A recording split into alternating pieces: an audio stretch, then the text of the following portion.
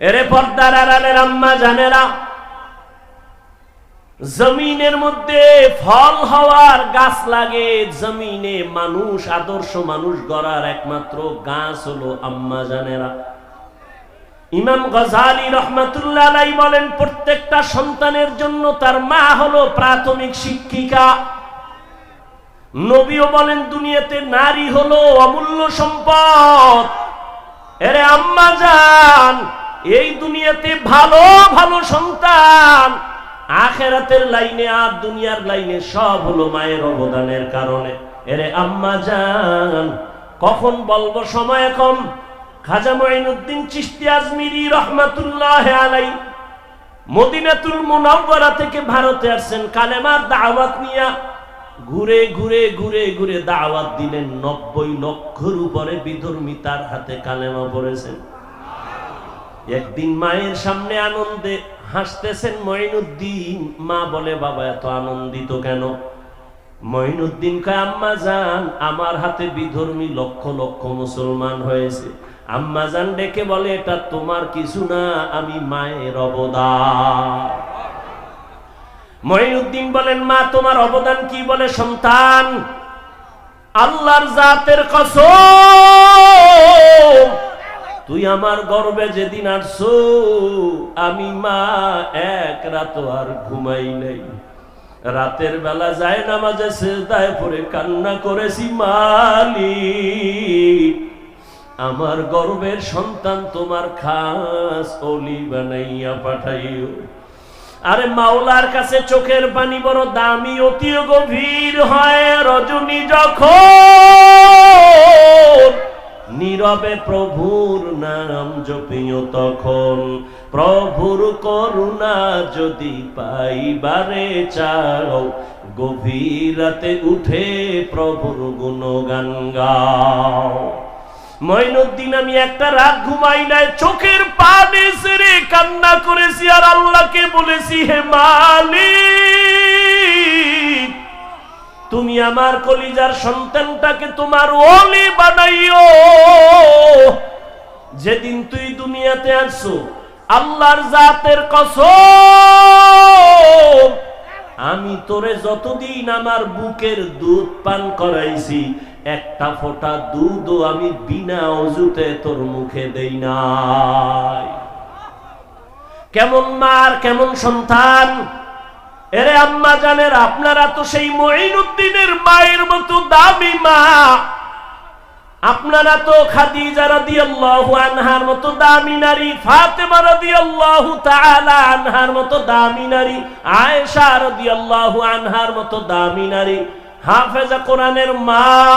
এরে আম্মা জান, আপনি কি পারেন না একটা আদর্শ সন্তানের মা হইয়া কবরে যাবেন? এখনো সময় আছে, তওবা করেন। এই জমিনে আল্লাহর বড় দুশমন ফেরাউন, তার স্ত্রী আসিয়া এত বড় বেঈমানের ঘরে থাইকা আসিয়া আমার আল্লাহর মোহাব্বত নিয়ে কবরে গেল। রহমতের নবী বলেন, কিয়ামতের দিন আসিয়ার সাথে আমি মুহাম্মদের সাথে বিবাহের ব্যবস্থা হবে। এরে আম্মা জানেরা, এখন থেকে তওবা করেন। আপনার মতো কত মা এখনো আছে, পর্দা করে, স্বামীর মাল হেফাজত করে, নামাজ ঠিক মতো আদায় করে, মোবাইলে চরিত্র বিক্রি করে না। এরে আম্মা জান, এখন থেকে একটা আদর্শ সন্তান দুনিয়াতে রেখে যাবেন। সন্তান ডাক্তার হইয়াও যদি আদর্শবান হয়, জীবনটা ধন্য হবে আপনার। খাঁটি আল্লাহওয়ালাদের নেক নজর নিবেন, সন্তানের দ্বারা দুনিয়া আলোকিত হয়ে যাবে। আল্লাহর মোহাব্বত আর তাকওয়া যতক্ষণ পর্যন্ত অন্তরে আসবে না, ততক্ষণ পর্যন্ত কোনো বান্দার গুনাহ থেকে বাঁচার সুযোগ হবে না। আর তাকওয়া ততক্ষণ পর্যন্ত অর্জন করা যাবে না, যতক্ষণ পর্যন্ত আল্লাহর ওলিদের নেক নজর লাগবে না। সারা দুনিয়ার মানুষের হেদায়েতের জন্য কুরআন, কিন্তু কই পলগ্রান্ডের মাঠের মানুষই তো সব হেদায়েত প্রাপ্ত না।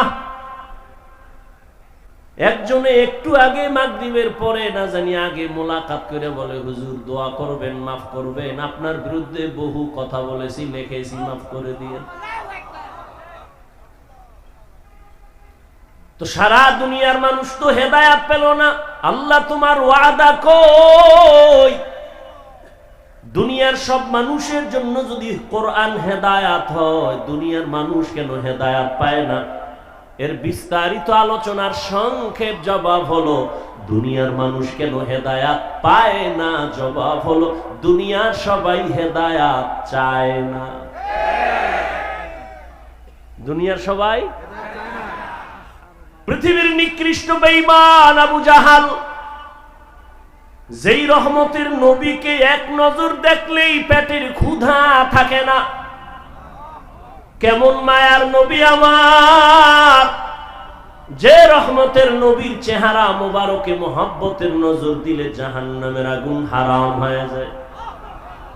ওই নবীর কাছে বসে 13 বছর দেখছি, বয়ান শুনছে, এরপরও কালেমা পড়ে নাই। কে এই বেঈমান? আবু জাহল। হাতের মুষ্টির মধ্যে পাথর নিয়ে কয়, ভাতিজা মুহাম্মদ, বলতে পারোনি আমার হাতের মুষ্টির মধ্যে কি আছে? নবী বলেন, আমি বলতে পারি না রে চাচা। বলতে পারলে কি হবে? আমি তোমাকে পুরস্কার দিব। বলে কি? বলে আমি এখন কালেমা পড়বো, নবী মানব। রহমতের নবী বলেন, চাচা হাতের মুষ্টির মধ্যে কি আছে আমি বলতে জানি না। কেন জানো না? রহমতের নবী বলেন, আমি গাইবের মালিক না। গাইবের মালিক কে? আল্লাহ। কুল লা ইয়ালামু মান ফিস সামাওয়াতি ওয়াল আরদিল গায়বা ইল্লাল্লাহ। হে নবী, আপনি জানায় দেন, আসমানের বাসিন্দারা কেউ গায়েব জানে না, জমিনের বাসিন্দারা কেউ গায়েব জানে না। কে গায়েব জানেন? আল্লাহ। একমাত্র আমার আল্লাহ গায়েবের মালিক। আল্লাহ কয়জন? আল্লাহ যে এক, কোন দিক থেকে এক বলেন? আল্লাহর মতো আরো আল্লাহ? আল্লাহর ক্ষমতার মতো কারো ক্ষমতা? আল্লাহর স্পেশাল কিছু গুণ আছে, ওই গুণের মতো কারো গুণ? যদি কেউ মনে মনে বলে আল্লাহর ক্ষমতার মতো কারো ক্ষমতা আছে, আল্লাহর গুণের মতো কারো গুণ আছে, তাহলে আর এক থাকে? তো আল্লাহ তো এক থাকে না।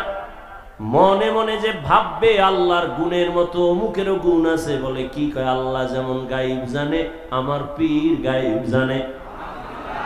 মনে করার নাম শিরিক। যারা মনে করবে তাদের নাম মুশরিক। যারা শিরিকের গুনাহ করবে তাদের জন্য জান্নাত হারাম। ওয়া মান ইউশরিক বিল্লাহ ফাকাদ হারামাল্লাহু আলাইহিল জান্নাহ। যারা শিরিকের গুনাহ করবে তাদের জন্য জান্নাত হারাম। শিরিকের যত যুক্ত আমল নিয়ে দাঁড়াবে কিয়ামতের দিন, আল্লাহ বলেন এটি ওজনও করা হবে না। ফালা নুকিমু লাহুম ইয়াউমাল কিয়ামাতি ওয়াজনা। আল্লাহ তাআলা মানুষের হেদায়েতের জন্য কোরআন দিলেন।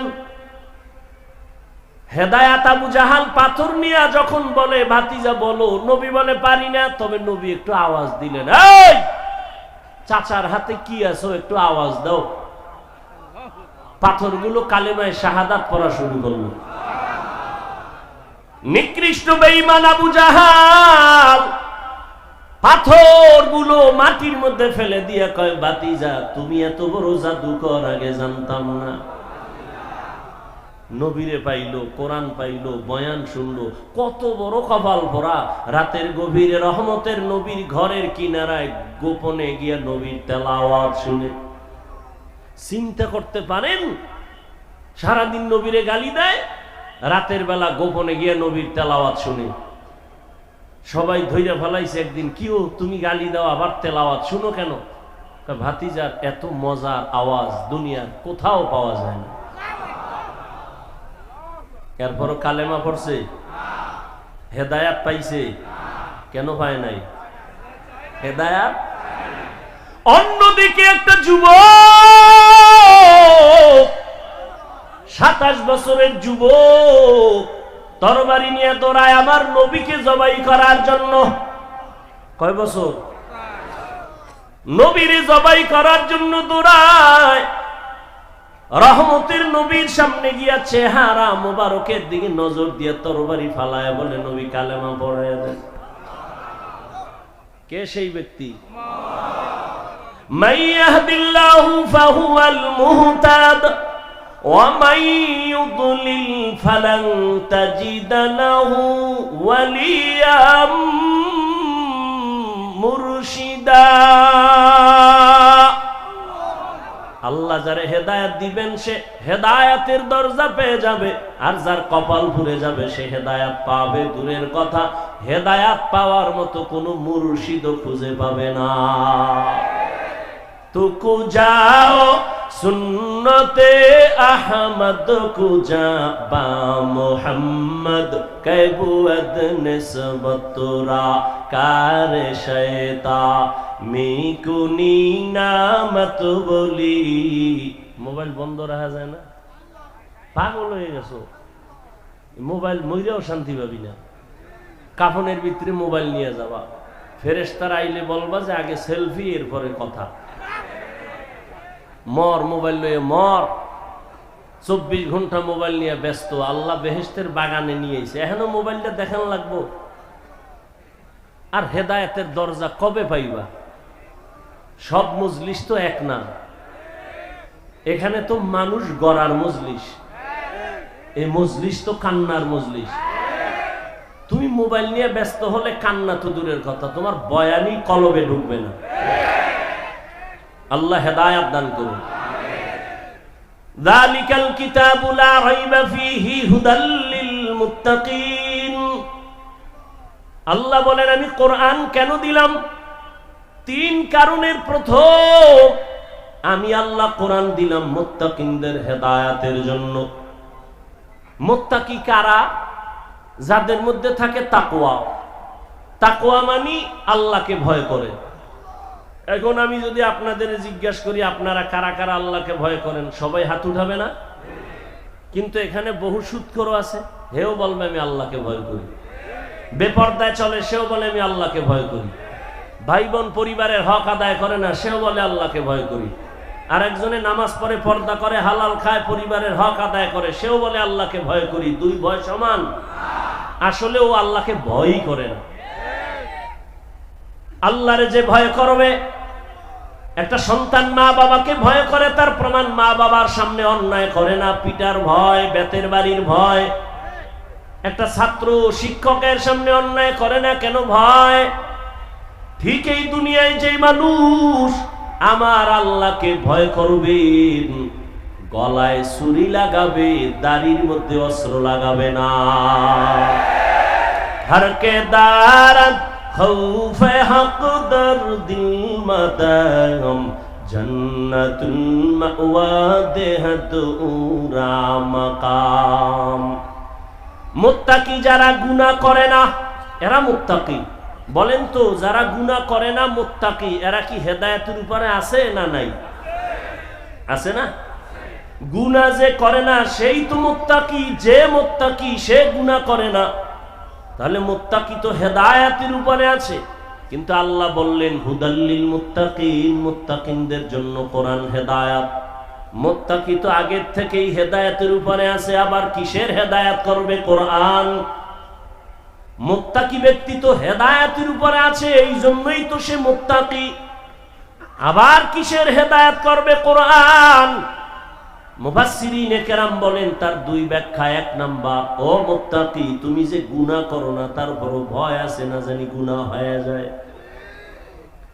তুমি লাইনে দাঁড়ানো আছো কিন্তু ভয় কখন জানি তুমি ছিটকে পড়ে যাও, লাইনচ্যুত হয়ে যাও। তবে কোরআন যদি ধরে রাখো, আমি আল্লাহ তোমাকে কুদরতের দ্বারা ইস্তেকামতের মাকাম দান করব, মজবুতি দান করব, যেন পড়ে না যাও। এই জন্যই তো প্রত্যেক নামাজের প্রত্যেক রাকাতেই তো এই দোয়া করি, ইহদিনাস সিরাতাল মুস্তাকিম। ও আল্লাহ, এমন হেদায়েতের পথ দাও যেই পথটা হলো মুস্তাকিম, ইস্তেকামত, মজবুত, পড়ে না যায়। কারণ আমি জীবনভর নামাজ পড়ি, রোজা রাখি, কিন্তু হঠাৎ করে যদি আমি ঈমান থেকে একটু লাইনচ্যুত হয়ে যাই। কত আল্লাহর বান্দা আছে, পীরের কাছে যায়, জিকির করে, তাবলীগে যায়, হজে যায়, কিন্তু এত ঈমান মাঝে মাঝে আশ্চর্য হয়ে যায়, মাইয়া ভোলার বিয়ার সময় ঈমানের হালাত বড় খারাপ। মাইয়া ভোলা যখন বিয়ে দেয়, 5 তলা বিল্ডিং গরম হয়ে যায় রাত 12টায়। কিও ইমাম সাহেব কয় এত আওয়াজ কেন, বিল্ডিং কাঁপে কেন? আপনি দাওয়াত পান নাই আমার মাইয়ার গায়ে হলুদ নাই? যৌতুকের নামে পচা পায়খানা খায়, উপরে কয় কিচ্ছু লাগবে না, কিচ্ছু লাগবে না, ভিতরে ভিতরে কয় এটা দিল না এটা মানবতা হইল, এটা দিল না এটা মানবতা হইল। আর যারা ওপেন খায় এগো তো কোনো সীমানাই নাই। বিয়ার আগে বলে বিদেশ যাওয়ার ভিসা দাও, কত বউ লয়ে যাবি, কয় এত তাড়াতাড়ি? তো বউ থুয়ে যাবি কার কাছে, কে পাহারা দেবি? বলে ছোট ভাই আছে না। এই জন্য বললাম ঈমান বড় কঠিন। আমি বয়ান করি মাওলানা হয়েছি, কিন্তু হেদায়েতের উপরে থাকা বড় কঠিন। রহমতের নবী যদি বারবার এই দোয়া করেন ইহদিনাস সিরাতাল মুস্তাকিম, তাহলে আপনার আমার কত দোয়া করা উচিত। আল্লাহ কয় আমি আল্লাহ ইস্তেকামতের মাকাম দান করব যদি কোরআনের উপরে জীবন চালাও। আল ইস্তেকামাতু খায়রুম মিন আলফি কারামাহ। ইস্তেকামত এত একটা দামি সম্পদ যে আল্লাহর খাঁটি ওলিদের 1000 কারামতের থেকেও দামি। দ্বিতীয় ব্যাখ্যা হলো, ও মুত্তাকি, আমি আল্লাহ কুদরতি জিম্মায় তোমাকে কিয়ামতের ময়দানে বিনা হিসাবে জান্নাত দিয়ে দিব। আতিনা ফি দারে দুনিয়া না হাসান, আতিনা ফি দারে উকবা না হাসান, ইয়া গিয়াসাল মুস্তাগীসিন ইহদিনা লিফতিখারা বিল উলুমে ওয়াল গিনা। হর গরিদে নেক তু তৈয়ার হ্যায়, जो न मांगे उससे तू बेजार है। তাকওয়ার বড় দাম। তাকওয়া কোন বাজারে পাইবা? ওলিয়া উলিয়ার নামের একটা বাজার আছে, ওখানে যাও। ইয়া আইয়ুহাল্লাযীনা আমানুত্তাকুল্লাহা ওয়া কুনু মা'আস সাদিকিন। আল্লাহর বিশেষ কিছু পাওয়ার আলা বান্দা আছে, এদের নেক নজর লাগাইও। আল্লাহ ওয়ালাদের নেক নজর যত লাগবে, কলবের পাওয়ার তত বেড়ে যাবে। কলবের পাওয়ার যদি বেড়ে যায়, বান্দা তুমি এখানে বৈশা তোমার পাওয়ার দিয়ে আরশে আজিমের সাথে তাআল্লুক হয়ে যাবে। আউলিয়ারা কারে উকবা ইখতিয়ার, জাহেলারা কারে দুনিয়া ইখতিয়ার। আম্মা জান আয়েশা রাদিয়াল্লাহু তাআলা আনহা বলেন, আমার সাথে নবীর বিবাহ হয়েছে আমার যখন 6 বছর বয়স। 9 বছর বয়সে আমি রহমতের নবীর ঘরে চলে গেলাম। আমি আয়েশার যখন 18 বছর হয়, তখন আমার রহমতের নবী দুনিয়ার থেকে বিদায় হয়ে গেলেন। বলেন আম্মা জান আয়েশা নবীর ঘর করলেন কয়দিন? কথা বলেন। 6 বছরে বিয়া হলো, 9 বছরে নবীর ঘরে আসলেন। আম্মা জানের 18 বছর কালে নবী চলে গেলেন। কয় বছর? আম্মা জান আয়েশা রাদিয়াল্লাহু আনহা বলেন, মাত্র 9 বছর রহমতের নবীর ঘর আমি করিয়া এমন বরকত আর তাওয়াজ্জু আমি পাইলাম, আমি 2000-এর উপরে হাদিসের হাফেজা হয়ে গেছি। এরে পর্দার আড়ালের আম্মা জানেরা, জমিনের মধ্যে ফল হওয়ার গাছ লাগে, জমিনে মানুষ আদর্শ মানুষ গড়ার একমাত্র গাছ হলো আম্মা জানেরা। ইমাম গজালি রাহমাতুল্লাহ আলাইহি বলেন, প্রত্যেকটা সন্তানের জন্য তার মা হলো প্রাথমিক শিক্ষিকা। নবীও বলেন, দুনিয়াতে নারী হলো অমূল্য সম্পদ। এরে আম্মা জান, এই দুনিয়াতে ভালো ভালো সন্তান আখিরাতের লাইনে আর দুনিয়ার লাইনে সব হলো মায়ের অবদানের কারণে। এরে আম্মা জান, কখন বলবো সময় কম। খাজা মুঈনুদ্দিন চিশতি আজমিরি রহমাতুল্লাহ আলাইহি মদিনাতুল মুনাওয়ারা থেকে ভারতে আসছেন কালেমার দাওয়াত নিয়া। ঘুরে ঘুরে ঘুরে ঘুরে দাওয়াত দিলেন। 90 লক্ষের উপরে বিধর্মী তার হাতে কালেমা পড়েছেন। একদিন মায়ের সামনে আনন্দে হাসতেছেন মঈনুদ্দিন। মা বলে, বাবা এত আনন্দিত কেন? মঈনুদ্দিন কয়, আম্মা জান, আমার হাতে বিধর্মী লক্ষ লক্ষ মুসলমান হয়েছে। আম্মা জান ডেকে বলে, এটা তোমার কিছু না, আমি মায়ের অবদান। মঈনুদ্দিন বলেন, মা তোমার অবদান কি? বলে, সন্তান, আল্লাহর জাতের কসম, তুই আমার গর্বে যেদিন আসছো, আমি মা এক রাত আর ঘুমাই নাই। রাতের বেলা যায় নামাজে সিজদায় পড়ে কান্না করেছি, মালিক আমার গর্বের সন্তান তোমার খাস ওলি বানাইয়া পাঠাইও। আরে মাওলার কাছে চোখের পানি বড় দামি, অতি গভীর হয়। রজনী যখন নীরবে প্রভুর নাম জপিও, তখন প্রভুর করুণা যদি পাইবারে চাও, গভীর রাতে উঠে প্রভুর গুণগান গাও। মঈনুদ্দিন, আমি একটা রাত ঘুমাই নাই, চোখের পানি ছেড়ে কান্না করেছি আর আল্লাহকে বলেছি, হে মালিক তুমি আমার কলিজার সন্তানটাকে তোমার ওলি বানাইও।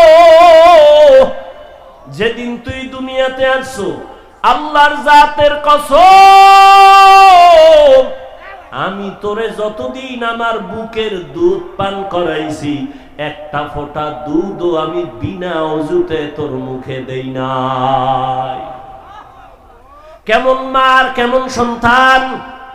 এরে আম্মা জানের, আপনারা তো সেই মঈনুদ্দিনের মায়ের মতো দামি মা। আপনারা তো খাদিজা রাদিয়াল্লাহু আনহার মতো দামি নারী, ফাতেমা রাদিয়াল্লাহু তাআলা আনহার মতো দামি নারী, আয়েশা রাদিয়াল্লাহু আনহার মতো দামি নারী, হাফেজা কোরআনের মা। এরে আম্মা জান, আপনি কি পারেন না একটা আদর্শ সন্তানের মা হইয়া কবরে যাবেন? এখনো সময় আছে, তওবা করেন। এই জমিনে আল্লাহর বড় দুশমন ফেরাউন, তার স্ত্রী আসিয়া এত বড় বেঈমানের ঘরে থাইকা আসিয়া আমার আল্লাহর মোহব্বত নিয়ে কবরে গেল। রহমতের নবী বলেন, কিয়ামতের দিন আসিয়ার সাথে আমি মুহাম্মদের সাথে বিবাহের ব্যবস্থা হবে। এরে আম্মা জানেরা, এখন থেকে তওবা করেন। আপনার মতো কত মা এখনো আছে পর্দা করে, স্বামীর মাল হেফাজত করে, নামাজ ঠিক মতো আদায় করে, মোবাইলে চরিত্র বিক্রি করে না। এরে আম্মা জান, এখন থেকে একটা আদর্শ সন্তান দুনিয়াতে রেখে যাবেন। সন্তান ডাক্তার হইয়াও যদি আদর্শবান হয়, জীবনটা ধন্য হবে আপনার। খাঁটি আল্লাহওয়ালাদের নেক নজর নিবেন, সন্তানের দ্বারা দুনিয়া আলোকিত হয়ে যাবে। আল্লাহর মোহাব্বত আর তাকওয়া যতক্ষণ পর্যন্ত অন্তরে আসবে না, ততক্ষণ পর্যন্ত কোনো বান্দার গুনাহ থেকে বাঁচার সুযোগ হবে না। আর তাকওয়া ততক্ষণ পর্যন্ত অর্জন করা যাবে না, যতক্ষণ পর্যন্ত আল্লাহর ওলিদের নেক নজর লাগবে না। একমাত্র আল্লাহর প্রিয় বান্দা ওলি আল্লাহ যারা, এদের নেক নজর ছাড়া তাকওয়া অর্জনের কোনো পথ। আল্লাহ ওয়ালাদের নেক নজর নিয়ে তাকওয়া অর্জন করে আল্লাহর প্রিয় গোলাম হওয়ার তৌফিক দান করেন, আমিন। সুবহানাল্লাহি ওয়া বিহামদিহি, সুবহানাকাল্লাহুম্মা বিহামদিকা, আশহাদু আল্লা ইলাহা ইল্লা আনতা, আস্তাগফিরুকা ওয়া আতুবু ইলাইক।